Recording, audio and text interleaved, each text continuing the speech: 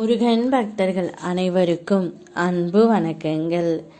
என் அன்பு குழந்தையே, உன்னுடைய எல்லா நன்மைக்கும் நீயே காரணம் என்பது போல உன்னுடைய எல்லா தீமைக்கும் நானே காரணம் என்று நீ சொல்கின்றாய். நல்லது நடந்தால் மட்டும் என் அப்பா நான் கேட்டதை நடத்திவிட்டார், இனி என்னுடைய வாழ்க்கையில் கவலையே இல்லை, நான் கேட்டதை என்னுடைய அப்பா கொடுத்து விட்டார் என்று நீ கூறுகின்றாய். ஆனால் ஒரு கஷ்டம் வரும்பொழுது, என்னடா இது, என் அப்பா நான் எதை கேட்டாலும் எனக்கு தரவையே இல்லையே, நானும் தினந்தோறும் அவரை எண்ணித்தான் இருக்கின்றேன், ஆனால் என்னுடைய வாழ்க்கையில் ஒரு நல்லது கூட அவர் நடத்தி கொடுக்கவில்லை என்று என் மேல் நீ கோபம் கொள்கின்றாய் தங்கமே. நான் உன்னிடம் ஒன்றை சொல்கின்றேன் கேள். என்னையும் நிம்மதியையும் வெளியில் தேடாதே, தோற்றுக்கொண்டே இருப்பீர். உன்னுள் என்னை காண பழகு தங்கமே. இந்த நாள் மட்டுமல்ல, இனி எந்த நாளும் உனக்கு இனிமையாகவே மலரப்போகின்றது. இப்பொழுது உன்னுடைய துணை உனக்கே தெரியாமல் ஒருவருடன் அலைபேசியில் பேசிக்கொண்டு இருக்கின்றார்.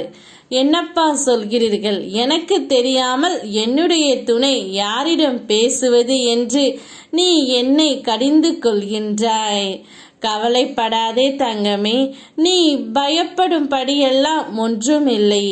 உன் துணை உனக்கு தெரியாமல் அவர் அம்மாவிடம்தான் பேசிக்கொண்டு இருக்கின்றார். இங்கு நடப்பவையெல்லாம் அங்கு சொல்லிக்கொண்டு உன்னை பற்றியும் பேசிக்கொண்டு இருக்கின்றார்.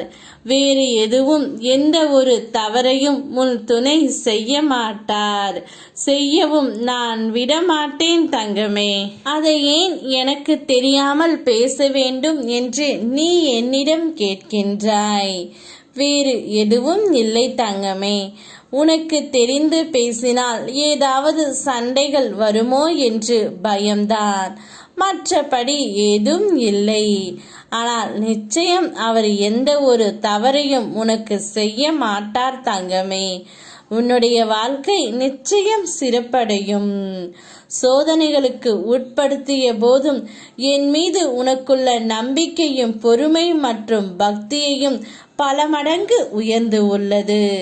அதன் கைமாறாகத்தான் உன் விருப்பத்தை நிறைவேற்றி ஒரு உயர்ந்த நிலைக்கு உன்னை இட்டு செல்ல போகின்றேன். சந்தோஷத்தை வரவேற்க சந்தோஷமாக இரு தங்கமே.